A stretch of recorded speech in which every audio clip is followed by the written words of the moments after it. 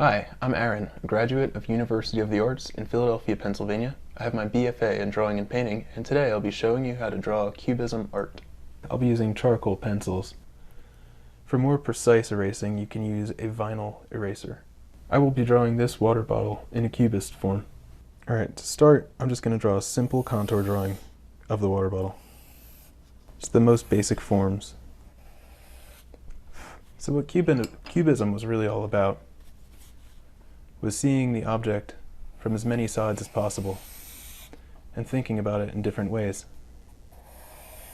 So what you're going to want to do is double up on lines you've already made. These can be placed around really wherever you see fit. It's not so important where you place the thing as just if you're thinking about the bottle as you're making the lines. The Cubist masters, you'd find they would be connecting things almost at random using horizontal and vertical lines.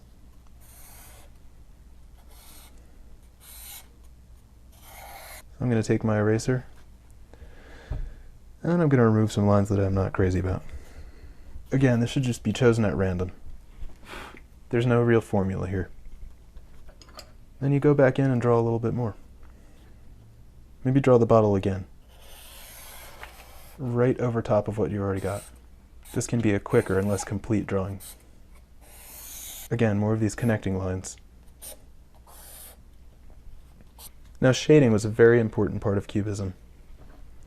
And shading was done in several ways, often with charcoal pencils like these. There was cross-hatching. And there was a technique known as stippling. The further away you get from the source where you want your shadow, the looser the pattern of dots becomes. To really get the texture and the look that I'd want, I'd need to sit here doing this for quite a while, but you can see that it does fill. Then I'm going to go back in and just fill some areas loosely. This is about finding shapes. You're looking around and seeing all the lines you've made that have converged, and the shapes that have formed. All the shading is doing is really making them stand out in a way that they didn't before. Another technique that was often used in Cubism is just shading something and letting the shading loosen as you go away, and even smudging it.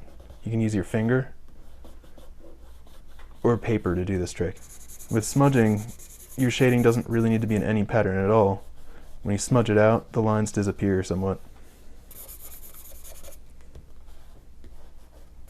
Alright, well, I've been going along and developing the drawing a little bit more.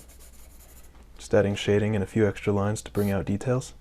Remember, the most important thing is just to keep cutting things up into pieces, into segments. And this was the idea behind Cubism, just to really get around an object. Every now and then try repeating something that you just did, adding it somewhere else. I'm going to go one more time with that. What that is doing in your drawing is adding a layer of depth that your drawing would not have if you were actually just trying to draw a representation of a bottle. Let's come along a little further, more shading, more breaking up shapes.